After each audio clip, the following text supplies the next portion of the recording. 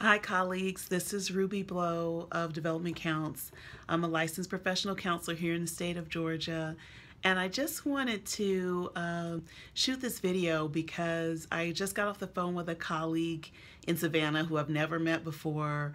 His wife is trying to help him find continuing education events. This is his first time doing his licensure renewal, so of course he's excited and concerned about making mistakes and trying to follow the board rules and understanding what will count for his license renewal. So I just wanted to give a few reminders and tips, especially for those of you who are renewing your LPC or even your APC for the first time. So here's a quick reminder.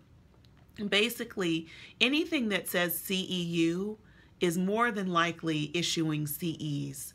A continuing education unit is exactly that, a unit of time. So 10 hours, for example, would equal 1 unit. So that same event would be 10 CEs, okay? So CEs are hour for hour, all right?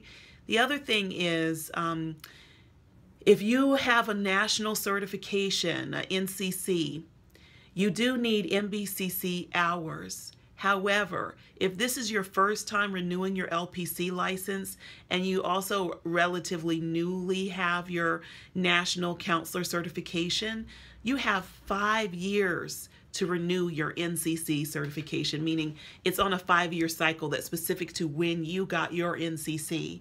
So don't be so freaked out about making sure that you're getting MBCC hours. It's important. Make sure that you get the hours that you need for your LPC or your APC license renewal, okay? So that means hours that are approved by the Licensed Professional Counselors Association of Georgia or by MBCC, by an approved continuing education provider, or by the National Association for Social Work or the Georgia Society for Clinical Social Work or the American Association for Marriage and Family Therapists.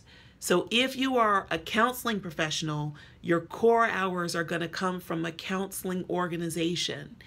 If you are going to a CE event that was only approved by one of the other professions I mentioned, including Georgia Psychological Association, then those would be related hours. And out of your total 35 hours, up to 15 can be related hours, okay? 15 have to be core, 5 have to be ethics. Ethics have to be in person.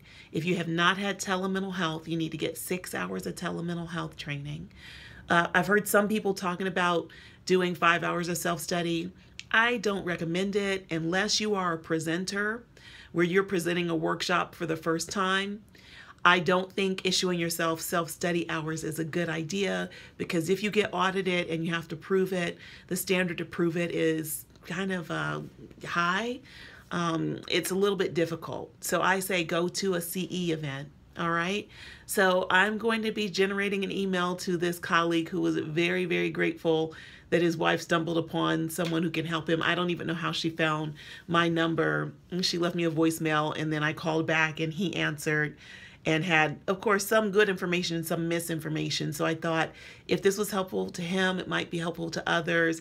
Hope you're having a fabulous Tuesday. I've got a lot of correspondence to do. If some of you are waiting on correspondence from me, hold on, I'm coming. And if I don't see you at a CE event soon, maybe I'll see you at one in the future.